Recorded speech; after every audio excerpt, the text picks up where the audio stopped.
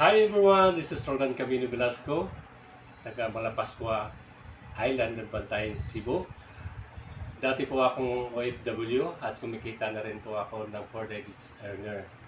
At isa din po yung asawa ko at kumikita na rin po siya ng 100,000.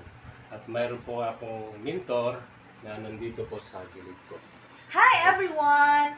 This is Coach Ana po. I am a Comelec employee until now. Election assistant po ako. Pero kumita pa rin po tayo kahit part-timer. Almost Millionaires Club member na po tayo. Pag Millionaires Club member, ibig sabihin, yung accumulated income natin sa copy-paste is 1 million na. So right now, kasama ko po si Coach Roldan kasi isa po ako sa nagturo sa kanya. So kung ikaw dyan, taga Malapascua ka, or dating OFW ka, or kahit tambay, kasi dito pwede ito sa lahat.